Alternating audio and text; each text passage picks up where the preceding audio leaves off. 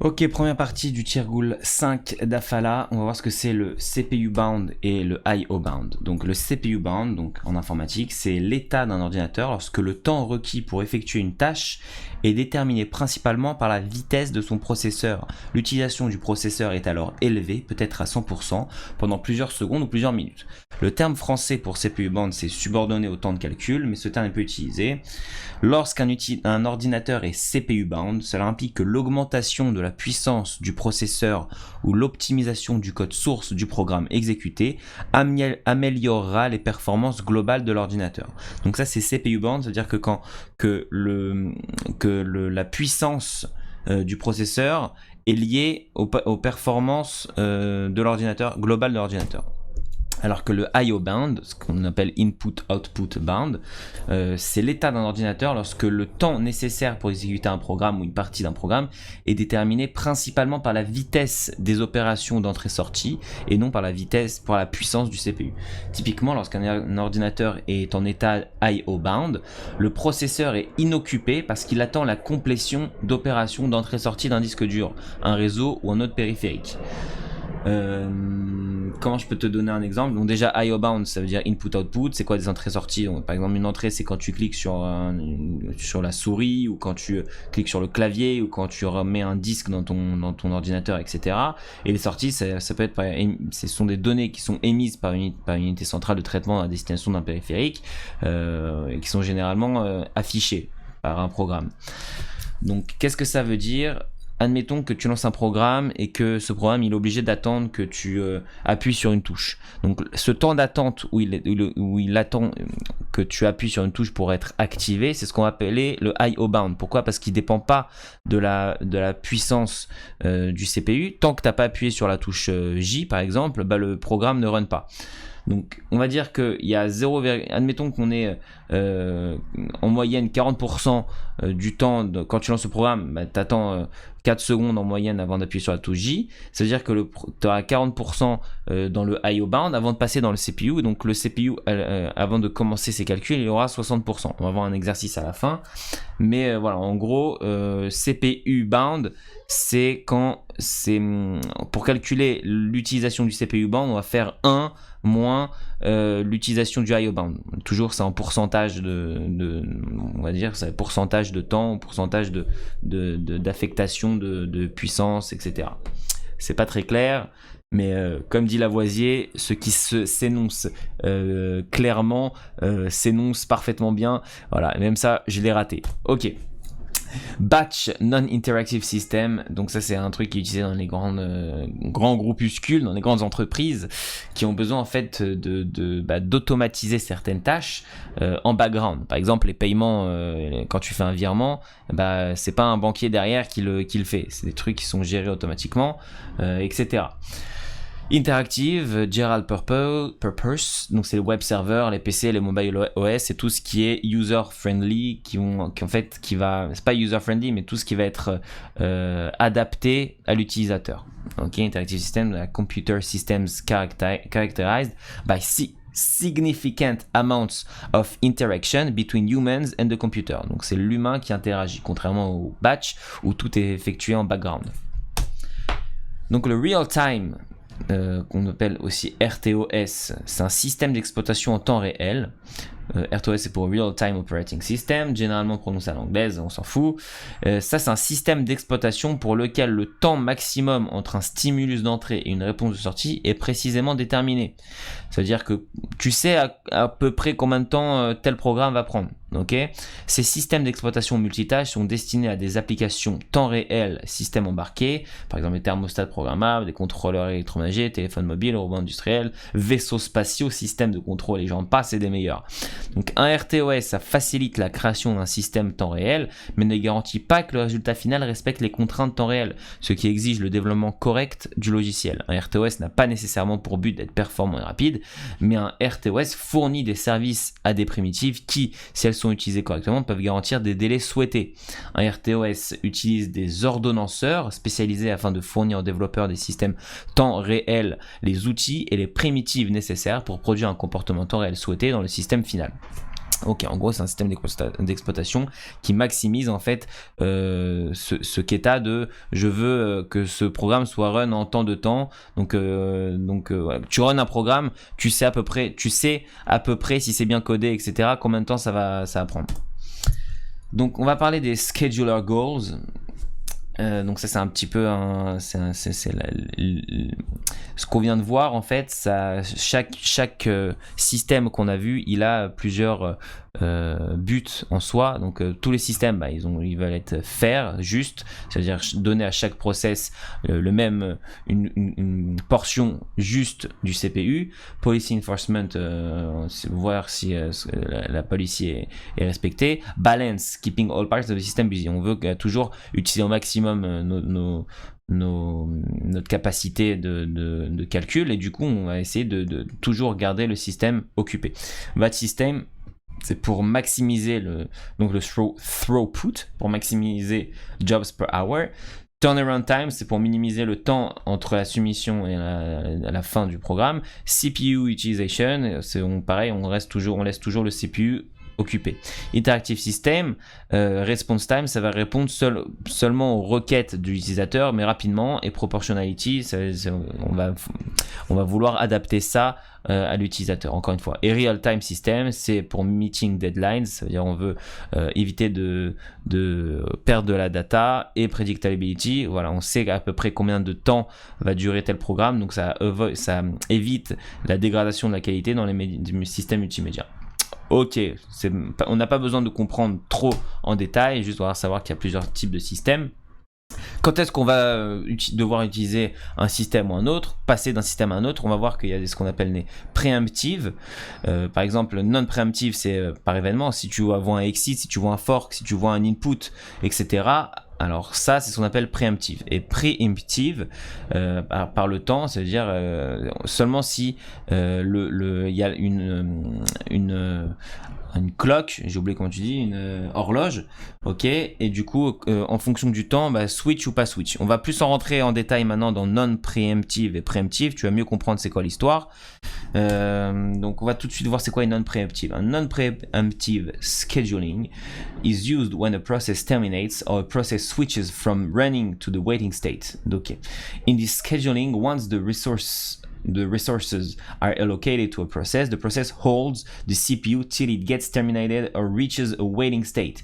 In the case of non-preemptive, scheduling does not interrupt a process running CPU in the middle of the execution. Instead, it waits till the process completes its CPU burst time and then it can allocate the CPU to another process. Qu'est-ce que ça veut dire cette merde? Ça veut dire que parfois tu vas avoir plusieurs process qui vont être run en même temps. Et le non-preemptive scheduling, c'est un système qui va faire que, ok, t'as run le process 1, ne run pas le process 2 tant que le process 1 n'est pas fini, ok? Alors que préemptive, c'est l'inverse. Préemptive, ça veut dire parfois tu peux avoir le process 1 qui run, mais ça va être plus rentable d'un point de vue temps et d'un point de vue puissance de processeur de finir un process 2 qui a commencé après. Donc tu mets le process 1 en attente, tu fais le process 2 et tu reviens au process 1, ok? Non-préemptive, ça se passe pas comme ça. T'as commencé le process 1, quoi qu'il, tu le termines. Donc on va voir qu'il y a plusieurs. Bon ça, on va rentrer dans les détails, mais t'inquiète, tu vas comprendre avec les exemples. Donc ça, en fait, on va rentrer dans les tableaux. Par exemple, tu as le first come first serve. Donc imagine pareil, le premier arrivé, premier servi. Donc comment ça se passe? Là, c'est nos process. On a P1, P2, P3, P4. Ça, c'est le temps à laquelle il arrive. Donc le P1, il arrive à 0 secondes. Le P2, il arrive à la première seconde. P3 à la 5e. P4 à la 6e. Burst time, c'est le temps que va prendre le process pour se run et se terminer. Donc concrètement, par exemple, P1, il arrive à 0 et il run en 2 secondes. Donc il finit à la deuxième seconde. P2, il arrive à la première seconde, mais comme on est dans du non-préemptive, il va devoir attendre que P1 termine. Donc il arrive il arrive pendant que P1 soit lancé. Et du coup, il se lance pas tout le temps. Il attend une seconde, waiting time 1 pour arriver à la deuxième seconde. Et quand il arrive à la deuxième seconde, il va effectuer de la deuxième à la quatrième seconde. Pourquoi? Parce qu'il a un burst time de 2. Et du coup, il va se terminer à la quatrième seconde. Ok, donc pas besoin de trop comprendre c'est quoi turnaround time et response time pour l'instant. Ce qu'on va faire, on va utiliser une Gantt chart, ok? Ça veut dire que quand va être lancé, en finale, on a tous ces process, comment vont être lancés les process. Donc on va voir que de seconde 0 à deuxième seconde, on va voir P1. Ensuite, on va voir que de la deuxième seconde jusqu'à la quatrième seconde, on va avoir P2. Ensuite, CPU sit idle, je sais pas ce que c'est, on s'en bat les yeux. Ensuite, de la cinquième seconde à la huitième seconde, on va voir P3 et ensuite de la 8e à la 12e P4. Pourquoi ça commence à la 5e seconde? Parce que on voit bien que voilà, pourquoi CPU sit idle? Parce qu'il n'y a rien, il n'y a pas de process pendant une seconde. P2 il commence à la première seconde et il commence à la deuxième seconde parce qu'il doit attendre que P1 se termine et il dure 2 secondes. Sauf que P3 il commence à la 5e seconde. Donc entre la 4e et la 5e, il n'y a rien qui est lancé. Ok. Donc ça c'est premier arrivé, premier servi, non préemptif, c'est juste dans le point de vue attente. Parce que voilà, imagine une file d'attente chez McDo, le premier qui arrive et les premiers services, c'est juste good for batch systems, donc ça traite un par un les premiers process arrivés. Du coup, si tu as une transaction, pareil, imagine une banque qui à telle heure précise tous les jours doit traiter ses transactions, bah, la transaction qui arrive en première va être traitée la première. Et c'est pas efficace pour I/O parce que on veut automatiser au maximum, ça permet d'automatiser, c'est pratique dans l'automatisation. Et si tu as une output, ça dérègle un petit peu l'histoire. On va voir le SJF, le Shortest Job First. Donc, qu'est-ce que ça veut dire? Ça veut dire que, ok, t'as commencé à... Ok, ok, encore une fois, c'est non préemptif. Ça veut dire que si tu as commencé P1, tu peux pas commencer P2 sans avoir terminé P1. Par contre, on va voir ce qui se passe là. On va voir que... ok, on va rentrer dans les détails. On a P1 qui arrive à la première seconde. Donc de la 0 à la première seconde, on n'a rien. Ensuite, il va durer 3 secondes. Donc... ok. C'est pas P1 qui commence, c'est P3. Pourquoi? Parce qu'il arrive, on voit que P1 et P3 arrivent en même temps à la première seconde. Donc on va voir qu'est-ce qui va déterminer lequel de P1 ou P3 va être lancé en premier. Donc là, on va voir que c'est P3 qui est lancé en premier. Pourquoi? Parce que completion time 2, le burst time, il est plus petit que le burst time de P1. C'est-à-dire que le process P3, en 2 secondes, il est réglé, alors que P1, il en faut 3. Du coup, on va faire le process le plus rapidement fini, qui va se terminer le plus rapidement, on va le mettre en premier. Pense à nous quand on fait nos cours et qu'on a une hartza de 4 heures et un tir-goul de 30 minutes. On préfère faire le tir-goul de 30 minutes en premier. Pourquoi? Parce qu'on veut se débarrasser on veut se dire, voilà, j'ai fait quelque chose le plus rapidement possible. Ok, c'est pareil pour le shortest job first. Tu fais le truc le plus rapide en premier. Donc qu'est-ce qui s'est passé là? De la première à la troisième seconde, on a privilégié P3 à P1 parce que par rapport au burst time. Et qu'est-ce qu'on voit là? C'est que P1 il n'est pas en deuxième. P1, et on va voir qu'il lance P2. Pourquoi il lance P2? Alors voyons voir. Donc là il arrive à la première seconde, burst time 2, donc il termine à la deuxième seconde. Sauf que on n'a pas encore lancé le P1, ok? Mais P2 il se lance à la deuxième seconde. Ça veut dire que pendant qu'on run P3, on n'a pas encore run P1, on a essayé de run P1, mais maintenant on essaye aussi de run P2. Donc tu as P1 et P2 qui sont en attente. Donc on va voir lequel entre P1 et P2 on va choisir. Encore une fois, on regarde le burst time. Alors attends, voyons voir. Alors pourquoi c'est P4? Il y a un problème là. Là, il y a une erreur. Not if burst time is the same for two processes, then check the arrival time. Ouais, bon, là, c'est pas le même burst time. On a P2 et P4.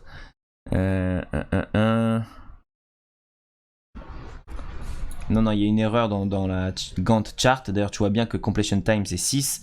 Pourquoi? Parce que il est censé se terminer à la 6e minute. Donc là, c'est censé être P3, P1, et ensuite c'est censé être, on doit déterminer entre P2 et P4. Comme ils ont le même burst time, if the même burst time, check the arrival time. Donc arrival time, on voit que le P2 il est arrivé avant le P4, donc c'est dans l'ordre, ça sera P3, P1, P2, P4. Ok, voilà. Ensuite on a c'est quelques informations sur le shortest job first. Donc c'est pas préemptive, on a vu. Minimize turnaround time. Donc turnaround time c'est je vais pas te dire. Length of job should be known in advance. All jobs should be available on start to be effective. Ok. Donc maintenant on va voir un dernier préemptif qui s'appelle le Highest Response Ratio Next, HRRN. Highest Response Ratio Process are executed first. Donc c'est process qui ont le plus gros. On va calculer en fait la priorité dans cette histoire. On a une formule, priorité c'est égal à waiting time plus estimated runtime sur estimated runtime. Donc ça fait 1 plus waiting time sur estimated runtime. Et en gros c'est quoi? C'est waiting time plus burst time sur burst time. On va calculer comme ça. Donc explication. Ok, donc c'est ce qu'on a dit, waiting time plus service time. Service time c'est le burst time et waiting time c'est le temps quand le process arrive au CPU first time. Donc c'est notre waiting time plus burst time divisé par burst time. Donc P1 il est exécuté en premier parce que à temps 0, il arrive à temps 0 et il n'y a aucun autre process qui est lancé à temps 0. Ok, donc c'est le premier à être lancé. Et P2 il arrive à 2. Sauf... Ah oui, pareil, quand tu lances P2, donc tu lances le premier process, il n'y a pas de problème, il n'y a rien d'autre qui est lancé, et ensuite il se termine au bout de 3 secondes. En attendant, tu as lancé P2, mais il a attendu que P1 se termine, du coup il va se lancer à la 3e seconde, et il a un burst time de 6, donc 3 plus 6, il se termine à la 9.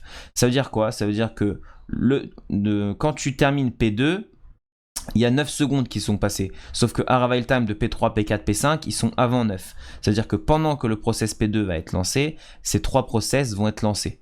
Ok, P3, P4, P5. La question c'est comment tu détermines l'ordre P3, P4, P5. Donc là on voit qu'on a bien P1, P2, sauf que là, pendant l'exécution de P2, on a lancé P3, P4, P5 et on va devoir déterminer à l'aide du HRRN, on va devoir déterminer quel est l'ordre. Donc là, on a la réponse, c'est P3, P5, P4. Pourquoi c'est cet ordre-là? Tout simplement, on a calculé waiting time 5 plus burst time 4, donc 9 divisé par 4. Ok, donc on a 9 divisé par 4. Là, on a P5, on va voir quoi? On va voir 5 plus 2, 7 divisé par 2, donc 3,5, etc. Est-ce que c'est ça? Donc P3 c'est 5 plus 4 divisé par 4, c'est ce que je t'ai dit, 9 divisé par 4, ça fait ça. P4 ça va être P4 c'est 9, c'est pas 3 ici, il y a une erreur. Donc c'est 9 plus 5 divisé par 5, et etc. Donc on a compris comment ça se passe. Tu calcules, on calcule la priorité. Donc c'est pas préemptive et tries to avoid the drawback of shortest job first by taking into account the waiting as follows. Donc ça voilà, c'est comme ça qu'on détermine la priorité. Ok, maintenant on va parler des préemptive schedule. Concrètement, je te montre juste un exemple. Tu vois qu'on a P1, P2, P2, P2, P4, P1.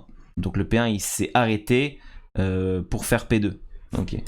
Donc pareil, on a les mêmes paramètres. On va rentrer dans l'histoire. Donc le SJF, ce qu'on appelle le Shortest Remaining Time First, c'est quoi? C'est celui qui a le moins de temps restant à être exécuté. Et tu le mets en priorité. Et donc il est préemptif, ça veut dire qu'on peut arrêter un process en cours.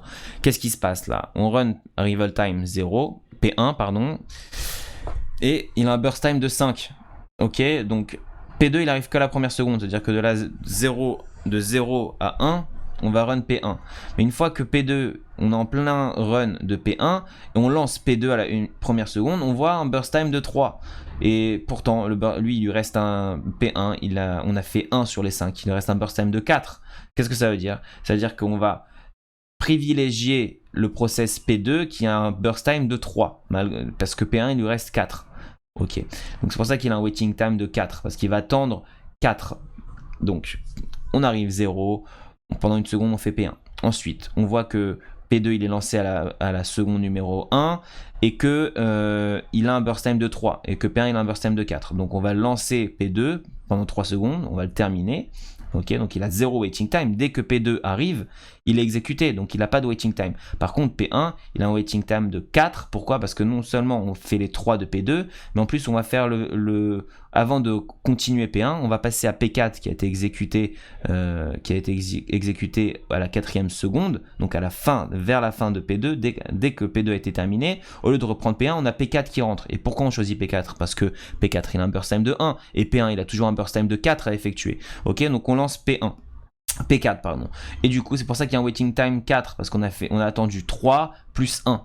Ok, et ensuite on a enfin les 4 P1. Pourquoi on lance pas le P3 en premier? Tout simplement parce que on pourrait se demander pourquoi on lance pas P3 avant P1, parce que P3 il a un burst time de 4 et tout simplement parce que shortest remaining time on job is depending on our burst time. Highest remaining time can also be used by highest burn time process. Donc c'est pas ça, c'est juste que voilà, comme ils ont le même burst time, alors on va préférer celui qui a été mis en attente. On va préférer terminer le process qui a commencé. Ok, mais là à ce point-là, P1 et P3, ils ont un burst time restant de 4 et du coup ils pourraient être lancés en même temps. Enfin, P3 pourrait être lancé avant P1 potentiellement, mais comme il a été arrivé avant et qu'on a déjà commencé le P1, on préfère terminer P1. Ok, donc ça c'est le shortest remaining time first, preemptive, minimize turnaround time, remaining time of job should be none. Ok.